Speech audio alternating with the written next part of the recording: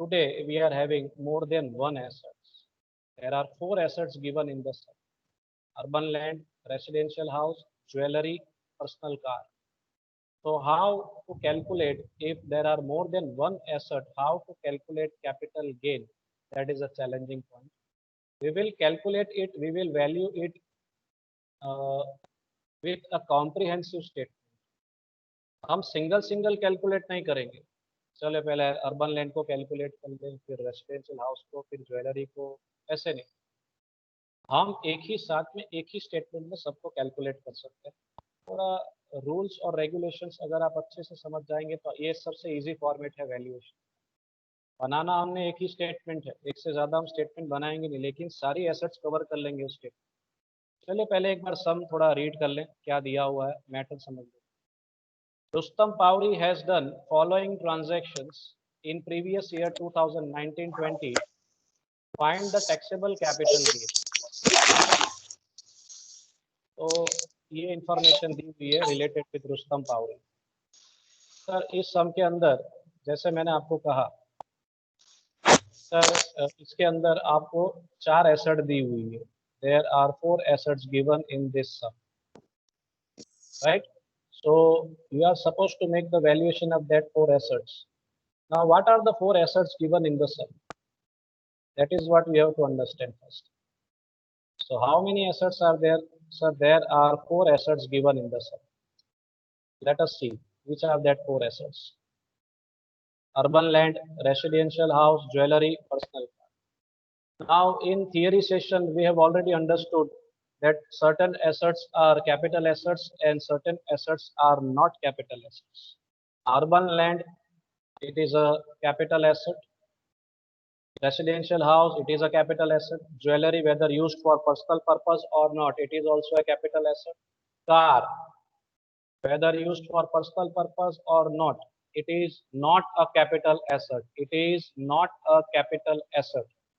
So friends, the statement will be framed of three assets only. Sum start करने से पहले आपने theory अच्छे से पढ़ी होगी तो आप सम इजीली कैलकुलेट कर पाएंगे. मैंने पहली शर्त रखी आपके साथ.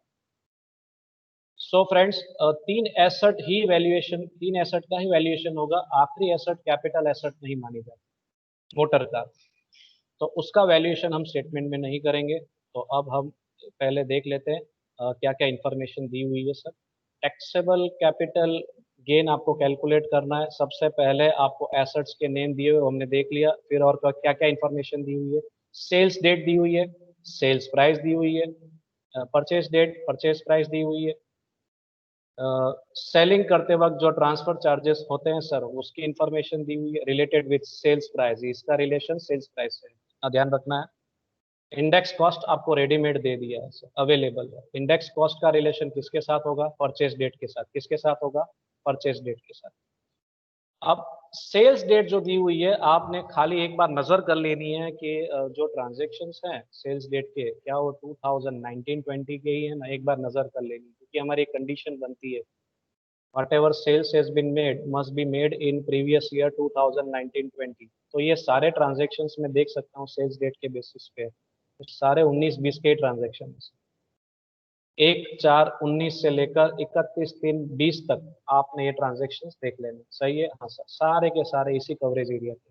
सेल्स प्राइस दी हुई, परचेज डेट में एक ही ऐसी एसेट है विच इज परचेज बिफोर 1/4/2001. एक ही एसेट, वो एसेट का नाम क्या है sir? Urban land. Urban land ही एक ऐसी एसेट है विच इज परचेज्ड बिफोर 1/4/2001. तो क्या उसकी कोई मार्केट वैल्यू दी हुई है? हाँ सर, नीचे दी हुई अलग से, market value of urban land 1/4/2001. तो बस कुछ नहीं, हमने एसेट अगर 1/4/2001 से पहले की परचेज है तो इंडेक्स कॉस्ट ऑफ एक्विजिशन में ध्यान रखना है. परचेज प्राइस और मार्केट वैल्यू कंपैरिजन करेंगे, और जो ज़्यादा होगी वो हमारी आधा होगी, यानी कि उस वैल्यू पे जो ज़्यादा होगी, हायर वैल्यू पे हम वैल्यूएशन करेंगे, कैलकुलेशन. चलिए, तो इस तरीके से आपको इन्फॉर्मेशन दी हुई है, फेयर मार्केट वैल्यू भी दी हुई है, और ये सारी एसेट्स बेचने के बाद ही purchase a new residential flat for rupees 2,85,000. New investment भी दे दिया है 4/3/2020. अलग से index cost, current index cost आपको दे दिया है 19-20 का 289. चलिए अब सम पे चलते हैं, वैल्यूएशन पे चलते हैं। साथ साथ में आप मेरे वैल्यूएशन जो मैं कर रहा हूँ साथ साथ में आप अपनी नोटबुक में नोट डाउन करते रहिएगा। लेट्स स्टार्ट द सम। सबसे पहले हम स्टेटमेंट का हेडिंग देंगे और हेडिंग इस स्वरूप में होगी।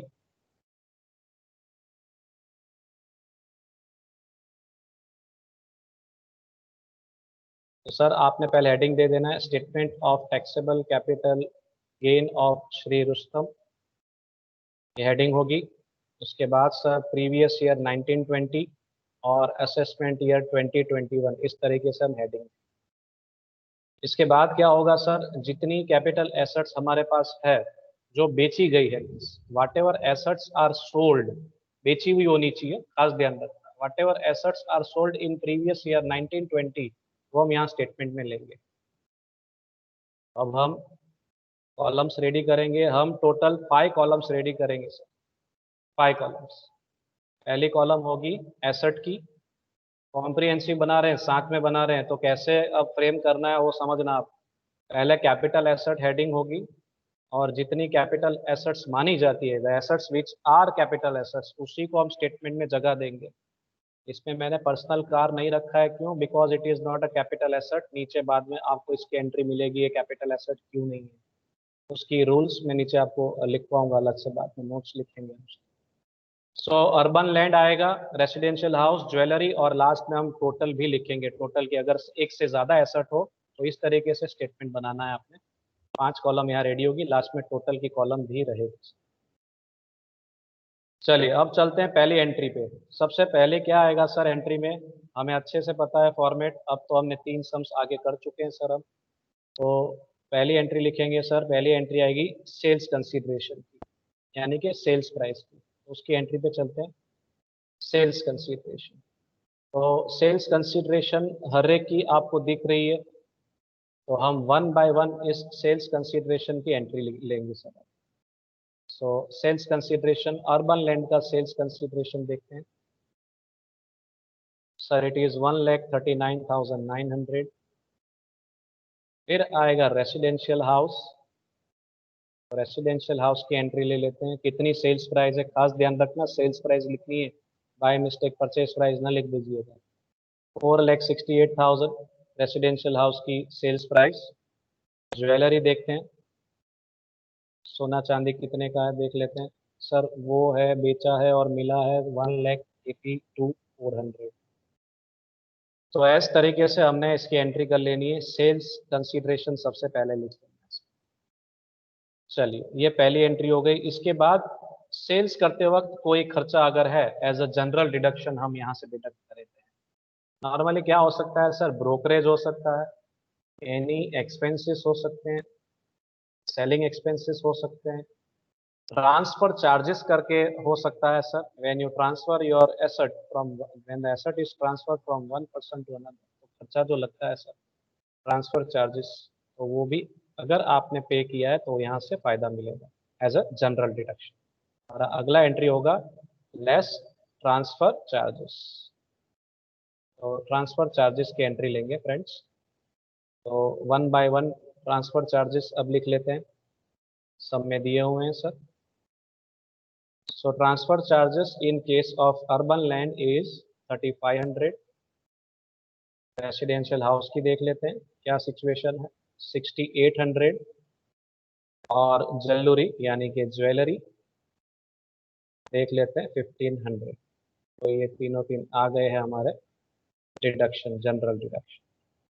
अब जो हमें मिलने वाला है सर उससे हम क्या नाम देंगे सर, उसका नाम है नेट कंसीडरेशन। तो नेट कंसीडरेशन की एंट्री ले लें, net consideration. So net consideration की एंट्री पे चलते हैं। नेट कंसीडरेशन अब क्या होगा सर, ये जो हमने सेल्स प्राइस में से ट्रांसफर चार्जेस माइनस करेंगे तो हमें मिलेगा नेट कंसीडरेशन। पहले में आएगा 136,400, दूसरे में आएगा सर 461,200, और तीसरे ज्वेलरी में आएगा 1,80,090। तो यहाँ तक तो बहुत आसान है सर। नेट कंसिडरेशन का मतलब क्या हुआ, ये 3 एसेट बेची और बेचने के बाद जो हमारे जेब में रकम आई, चकाचकी आई, विटामिन एम आया सर, वो पता चला कि अर्बन लैंड बेचा तो हमारे एग्जैक्टली हमने कितनी कैश मिली है, कि जेब में हो कैश तो हम भी कर सकते हैं ऐश जैसे अभिषेक कर रहा है। तो 1,36,400, 461, 200 और तीसरे की रकम आपने लिख ली। तो ये 3 हमारे पास वैल्यूएशन रेडी हो गया है। अब हम आगे बढ़ेंगे और आगे क्या आएगा सर, अगला स्टेप क्या है सर, जनरल डिडक्शन के बाद अब आता है स्पेसिफिक डिडक्शन। अब हम चलते हैं स्पेसिफिक डिडक्शन की ओर, जिसमें पहला आपको अच्छे से याद ही होगा, इंडेक्स कॉस्ट ऑफ एक्विजिशन। तो हमारी अगली एंट्री होगी लेस स्पेसिफिक डिडक्शंस, जिसमें पहला होता है sir index cost of acquisition. अब जैसे जैसे हमारे पास इंफॉर्मेशन अवेलेबल है वैसे वैसे हम वैल्यूएशन करते हैं, वन बाय वन हर एक एसेट की वैल्यूएशन करनी है, index cost of acquisition calculate करना है। So let us start it's calculation. आगे बढ़ते हैं।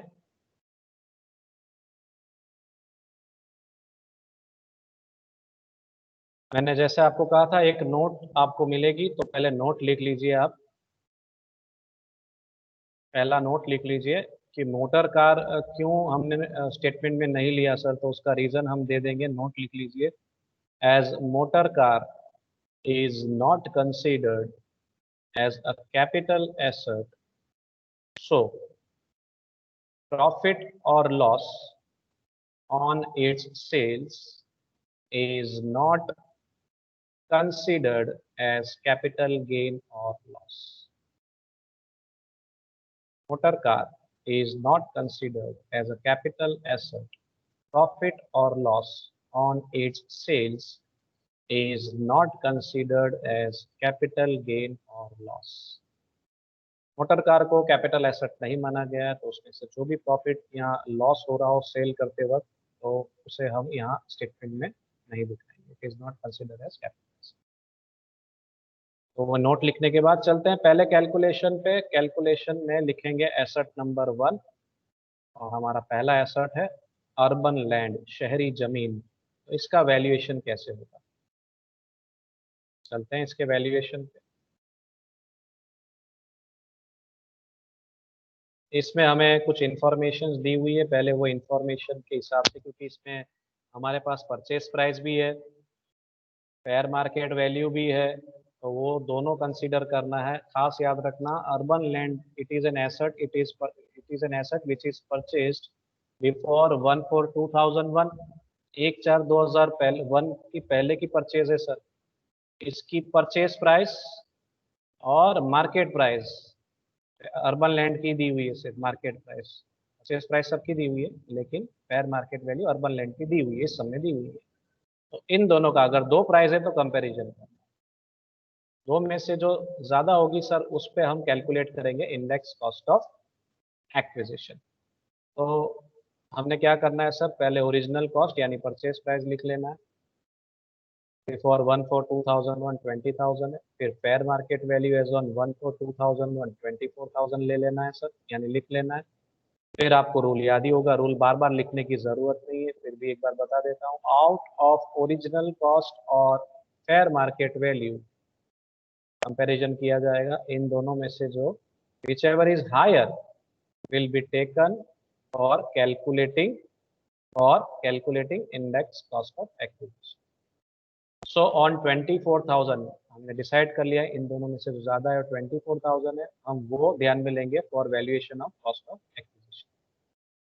सो अब हम चलते हैं फॉर्मूला पे। ये डिसाइड हो गया कि 24,000 पे वैल्यूएशन करना है। So let's have first formula. Formula लिख लेते हैं सर।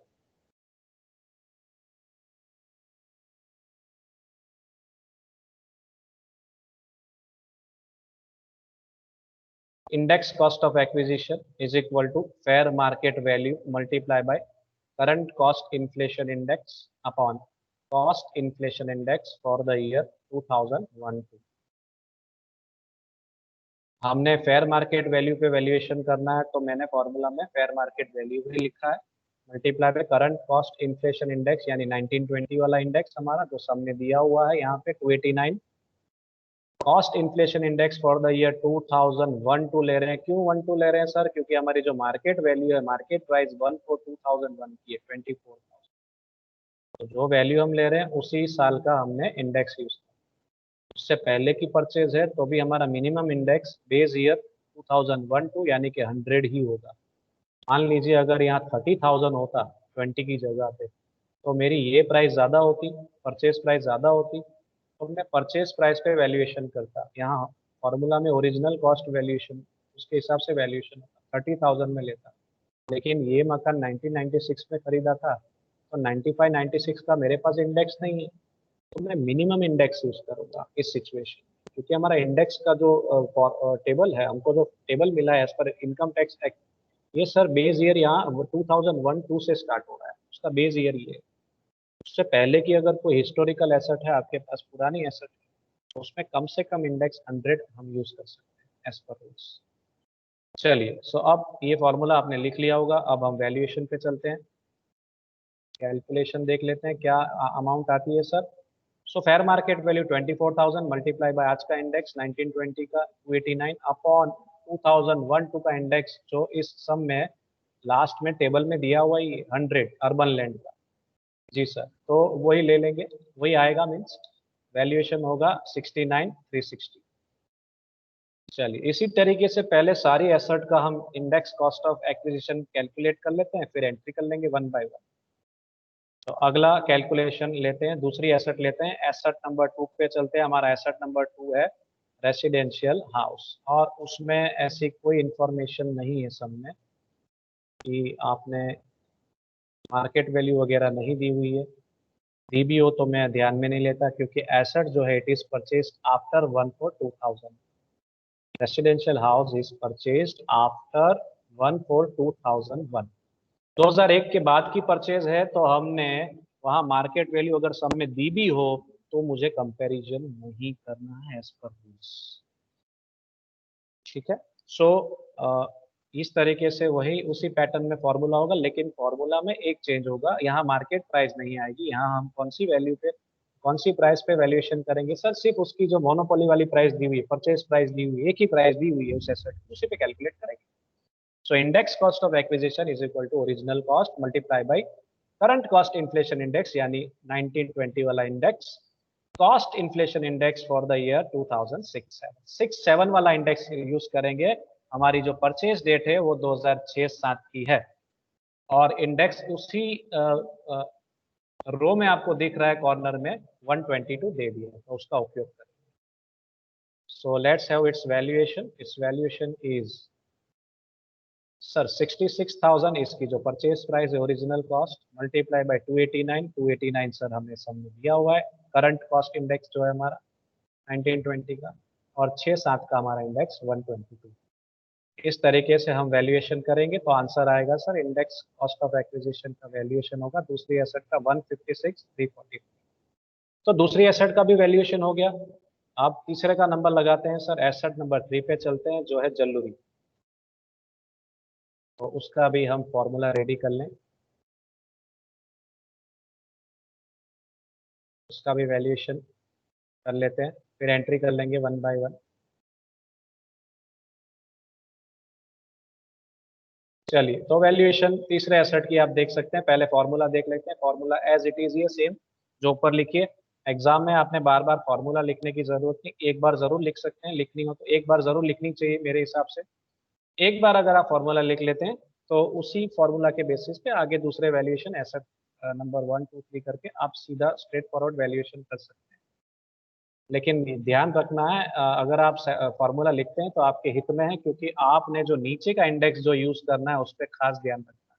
देखिए, पहले में 100 था, दूसरे में 122 है, तीसरे में 137। ऊपर वाला फिक्स है, ऊपर वाला जो भगवान है वो फिक्स है, 289 ही आएगा। लेकिन नीचे वाले जैसे हमारे जैसे जो इंसान होते हैं सर, वो बदलते रहते हैं, स्वभाव भी बदलता रहता है, नेचर बदलता रहता है। नीचे के शायद इंडेक्स बदले बिकॉज ऑफ द डेट्स।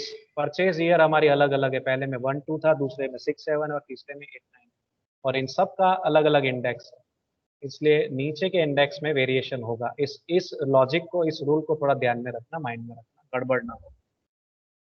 तो ज्वेलरी की ओरिजिनल कॉस्ट यानी परचेज प्राइस कितनी है सर? ये एसेट भी 1/4/2001 के बाद की परचेज है, मार्केट वैल्यू दी हो तो भी मैं कंपैरिजन नहीं करूंगा, गलती नहीं करूंगा मैं कंपैरिजन की। So 32,200 multiply by 289 divided by 137 is equal to 67,926 final valuation होगा इसका। आसान है।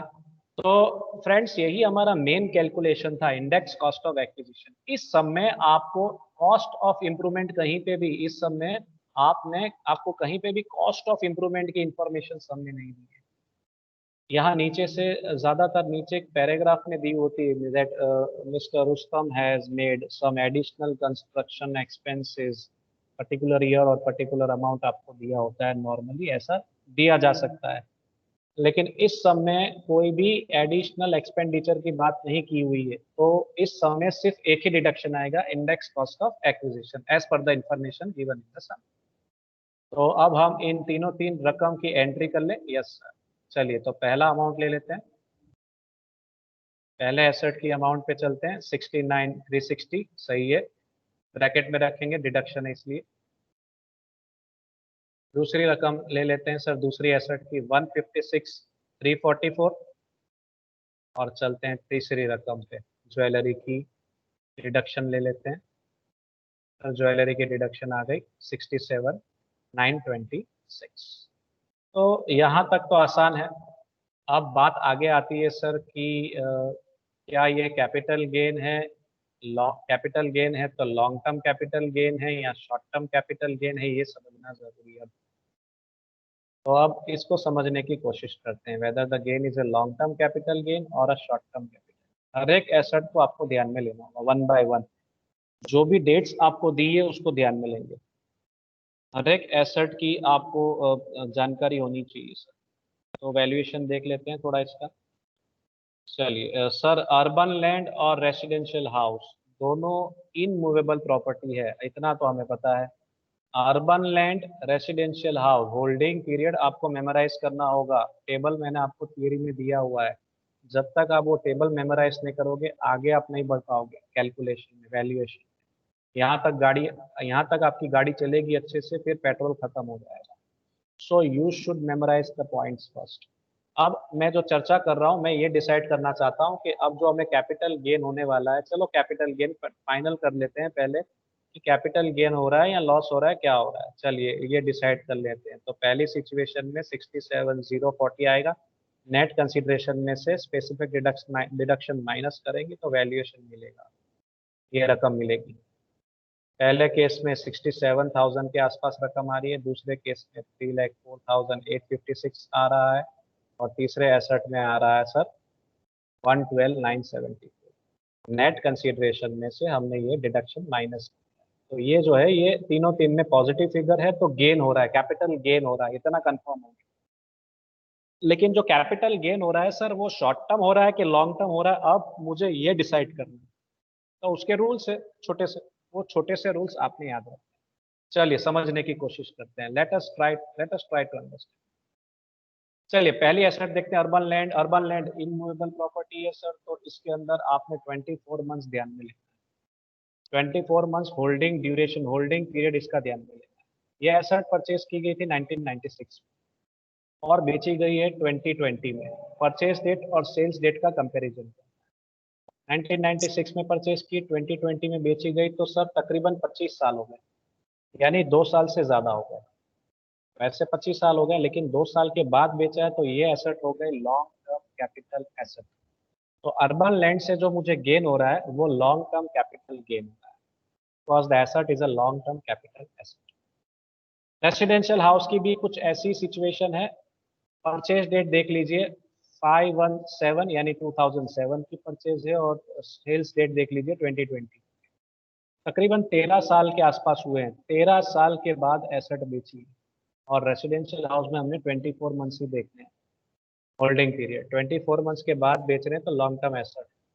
यस सर, तो ये लॉन्ग टर्म एसेट है, तो रेसिडेंशियल हाउस में से भी जो गेन हो रहा है वो लॉन्ग टर्म कैपिटल गेन ही है। ज्वेलरी मूवेबल प्रॉपर्टी है, ज्वेलरी मूवेबल प्रॉपर्टी है और यहाँ 36 मंथ्स ध्यान में लेना है, 36 मंथ्स। हर एक का अलग अलग ड्यूरेशन है, वो ड्यूरेशन आपको माइंड में रखना है। चलिए, तो ये कब परचेस किया गया था? 2009 में। बेचा कब गया? 22, यानी 11 साल हो गए होल्डिंग पीरियड। 11 साल हो गए, हमने तो 3 साल तक का ही देखना है। 3 साल के बाद बेचा? हाँ सर, 3 साल के बाद बेचा है, डन। तो ये भी हो गई लॉन्ग टर्म कैपिटल एसेट, यानी तीनों तीन एसेट कौन सी है सर?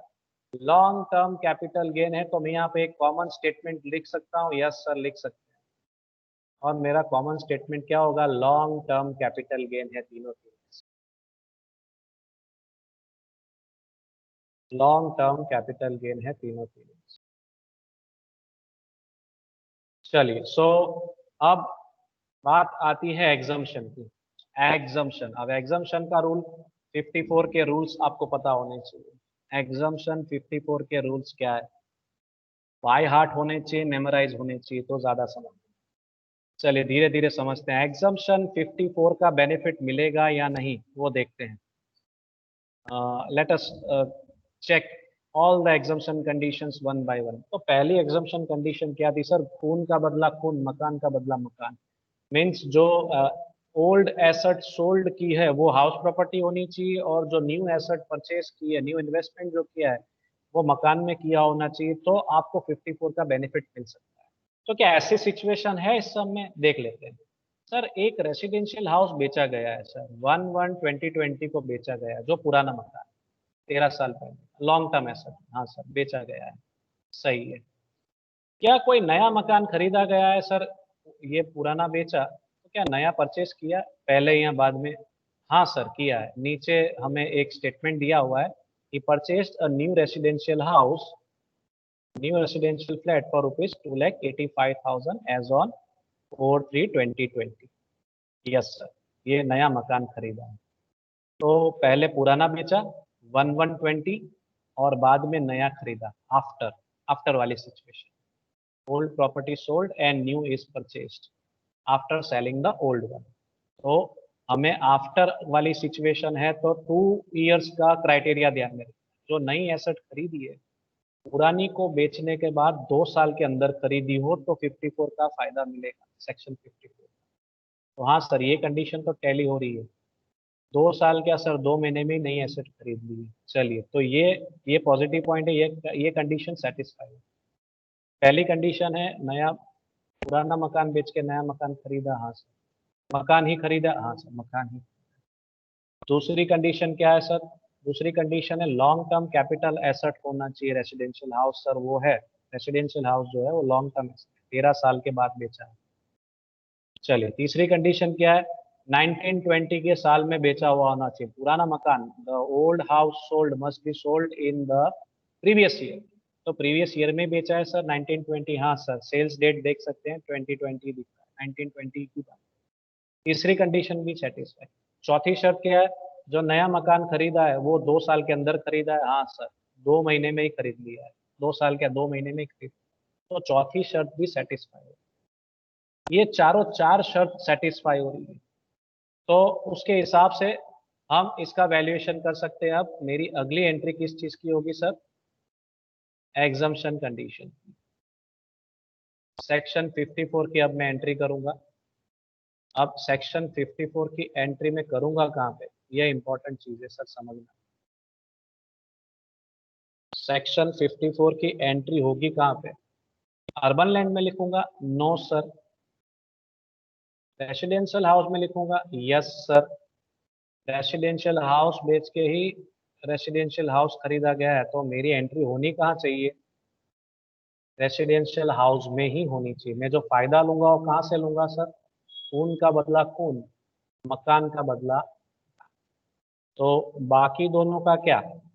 बाकी दोनों हाउस प्रॉपर्टी में, बाकी की दोनों प्रॉपर्टी में क्या मिलेगा सर? कुछ नहीं मिलेगा सर, क्योंकि उनके रिलेटेड कोई हमने इन्वेस्टमेंट नहीं किया है। मकान बेच के मकान खरीदा है, तो 54 का फायदा मिलेगा। ये इसका मेन कंडीशन है। तो अब हम हमारे फाइनल वैल्यूएशन पे चलते हैं।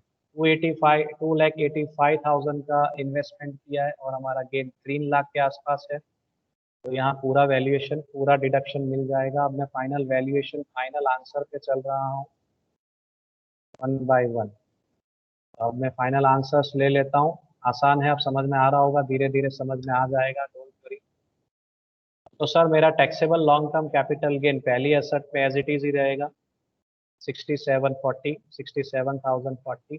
दूसरे केस में चेंज हुआ क्योंकि मैंने एग्जम्पशन यानी कि टैक्स प्लानिंग किया है, मैंने न्यू इन्वेस्टमेंट किया है, पुराना मकान बेच के नया मकान खरीदा है, तो मेरी टैक्स लायबिलिटी कम होगी।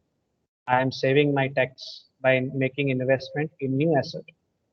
मैंने किया, दिमाग का इस्तेमाल किया, यहाँ सर किया, फायदा मिलेगा सर। 19,000 पे ही टैक्स लगेगा, इतनी रकम पे ही टैक्स लगेगा, बाकी का फायदा ले लिया। अगर मान लीजिए 3.5 लाख का इन्वेस्टमेंट किया होता तो ये पूरी की पूरी रकम 3.5 लाख यहाँ लिखता और यहाँ आंसर हो जाता नील। नेगेटिव आंसर नहीं लेना हमने, पॉजिटिव आंसर ही लेना है, यहाँ 0 कर देंगे। सो 1,12,000 ये एज इट इज रहेगा ज्वेलरी में। Total taxable long term capital gain कितना होगा सर? 199,870 हमारा फाइनल आंसर होगा।